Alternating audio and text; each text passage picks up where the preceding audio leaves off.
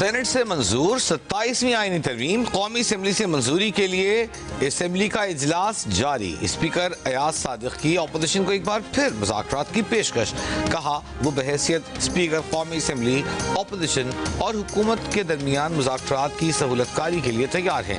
حکومت اور اپوزیشن آپس میں بیٹھیں تو راستے نکلیں گے، اگر پہلے دن کچھ نہ بھی نکلے تو نتائج ضرور نکلیں گے۔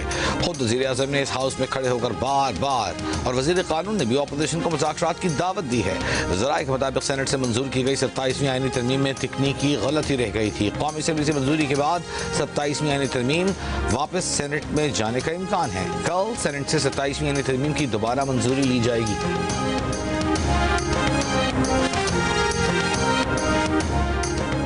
قومی اسمبلی اجلاس میں اپوزیشن رہنما محمود خان اچکزئی نے 27ویں آئینی ترمیم کے بل کی کاپی پھاڑ دی، کہا یہ حکومت فارم 47 پر قائم کی گئی ہے، اب یہ بتائیں ایسی پارلیمنٹ کو آئین میں ترمیم کا اختیار دیا جا سکتا ہے؟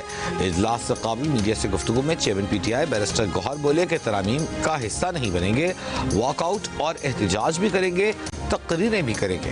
نواز شریف کی پارلیمنٹ آمد پر پی ٹی آئی کیسے ویلکم کرے گی؟ صحافی کے سوال پر بیرسٹر گوہر بولے کہ نواز شریف آئیں نہ آئیں وہ اب پاکستانی سیاست سے غیر متعلق ہو چکے ہیں۔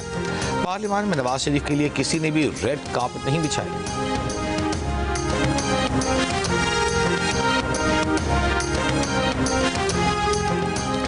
تحریک انصاف کی یادداشت سلیکٹیو ہے۔ وہ کون سا شخص تھا جس نے نفرت کے بیج بوئے؟ کیا وہ معافی مانگے گا؟ جو چور دروازے سے ایوان میں آئے انہیں آج معافی مانگ لینی چاہیے۔ سیاسی مخالفت کو دشمنی میں تبدیل نہ کریں۔ وزیر اطلاعات عطا تاوڑ کا اپوزیشن کو جواب۔ ایوان میں خطاب میں کہا وانا کیڈٹ کالج سانحہ آرمی پبلک اسکول سے بڑا سانحہ ہو سکتا تھا۔ کیا ان لوگوں نے وانا کالج میں کیڈٹس کی بازیابی کو سراہا؟ اعظم نذیر تارڑ اور اٹارنی جنرل کی پارلیمنٹ ہاؤس میں بلاول بھٹو زرداری سے ملاقات۔ 27ویں آئینی ترمیم پر حکومتی اتحادی رہنماؤں کے درمیان مشاورت۔ بلاول بھٹو پارلیمانی پارٹی اجلاس میں شرکت کریں گے۔ اجلاس سے قبل میڈیا سے گفتگو میں بلاول بھٹو زرداری نے کہا پیپلز پارٹی پر ہمیشہ ہی سب سے زیادہ تنقید ہوتی ہے، وہ آج تقریر میں ہی تمام گفتگو کریں گے۔ وزیر قانون اعظم نذیر تارڑ نے کہا کہ آئین کو تبدیل کرنے کا اختیار صرف پارلیمان کے پاس ہے، اگر کہیں پر کوئی ابہام ہے تو بہتر ہے اس پر بحث ہو۔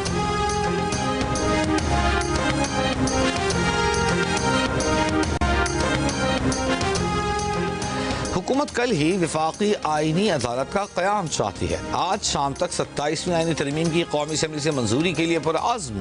دی نیوز کے ایڈیٹر انویسٹیگیشن انصار عباسی کی رپورٹ کے مطابق حکومت نے نئی عدالت کے چیف جسٹس اور دیگر ججوں کے تقرر کے حوالے سے بنیادی کام مکمل کر لیا۔ ججوں کی ابتدائی تعداد کا تعین صدارتی آرڈر کے ذریعے ہوگا۔ ایک سینئر عہدیدار نے بتایا کہ قومی اسمبلی سے منظور ہوتے ہی بل صدر مملکت کو دستخط کے لیے ارسال کر دیا جائے گا۔ حکومت کا ارادہ ہے کہ جمعرات کو ہی وفاقی آئینی عدالت کے ججوں کی تقریب حلف برداری بھی منعقد کر لی جائے، جس سے باضابطہ طور پر ایک نئی عدالت قائم ہو جائے گی۔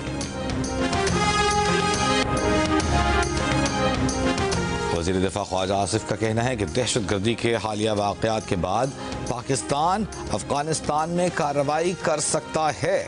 جی نیوز کے پروگرام آج شاہ زیب خانزادہ کے ساتھ میں گفتگو کرتے ہوئے کہا کہ بھارت افغانستان کے راستے جارحیت کر رہا ہے، افغانستان کے اندر زمینی اور فضائی کارروائی کرتے رہے ہیں، جسے آنے والے دنوں میں بڑھائیں گے۔ ان واقعات میں افغان اور بھارتی مداخلت کے ثبوت ثالثوں کو دیں گے۔ وزیر دفاع نے افغان حکومت کی جانب سے وانہ حملوں کی مذمت کو مسترد کرتے ہوئے کہا کہ مذمت یا افسوس کا اظہار کرنا سچائی کا ثبوت نہیں ہو سکتا۔ اسلام آباد میں حملہ اس بات کا ثبوت ہے کہ وہ یہاں تک بھی پہنچ سکتے ہیں۔ اس سے پہلے افغان طالبان حکومت کی طرف سے اسلام آباد اور وانہ حملوں کی مذمت کی گئی تھی۔ افغان وزارت خارجہ نے اپنے بیان میں کہا تھا کہ ان دھماکوں اور حملوں میں قیمتی جانوں کے ضیاع پر انہیں گہرا دکھ ہے۔